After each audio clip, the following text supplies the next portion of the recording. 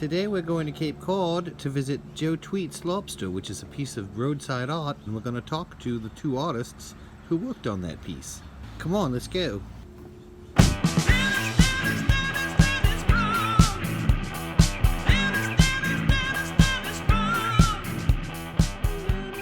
As you drive along Commercial Street from Route 6 to the pier, you'll see it on the left. It's a 20-foot tall lobster, bright red, being hauled up the side of a white barn-shaped building by a grizzled fisherman in a boat perched on the roof. And he's dressed in a yellow slicker and a rain hat. The giant lobster and the life-sized fisherman catching it are a legacy of legendary Wellfleet oysterman Joe Francis, a.k.a. Tweet or Joe Tweet.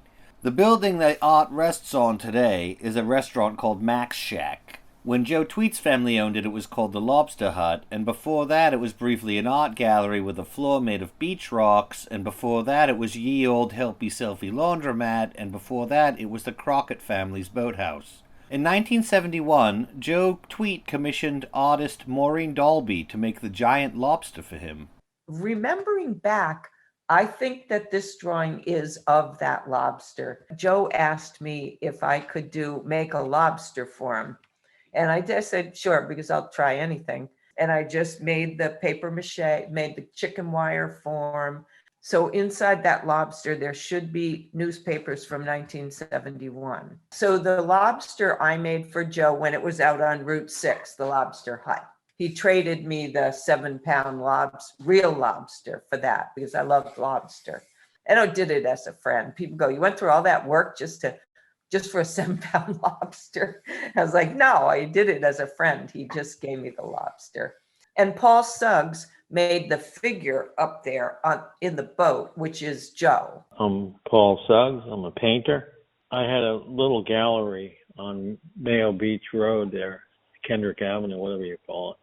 I was carving totem poles out of oak pilings, and he would stop by and see what I was doing. That's how we met.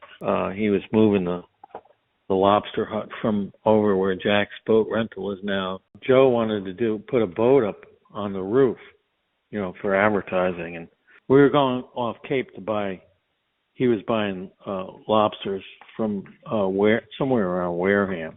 So we saw a boat somewhere in a field or somewhere. We stopped and were able to get that boat.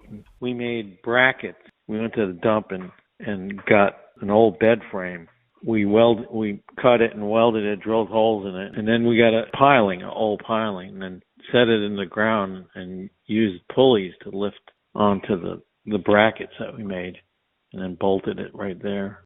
The clam, I don't exactly remember how we came up with the idea. We were chatting about making a Squirtin Clam, and he said we could make it with a bilge pump, paper mache. Once again, I made it out of paper mache and fiberglassed it and put the bilge pump in it and mounted it. We mounted it on a lawnmower. That was the original one. And that still is the original clam, but 5 years ago I redid the base because the wheels were falling off. So every year you guys brought that out for the 4th of July parade to squirt tourists? Mostly every year. And then when he died, I think his daughter did it a year, and then somebody asked me to do it because I had done the other things, and so I said yes. And I don't know how many years now I've been doing it. It's been a while. You gotta love doing it, and it's because it's so much fun to do. So the next time you're on Cape Cod and you find yourself in Wellfleet, you take a picture in front of Joe Tweet's Lobster, you know who the guy is in the boat. It's Joe Tweet. Thanks to everybody from the Wellfleet Raw Facebook group for the photos and the help with this project. Peace out.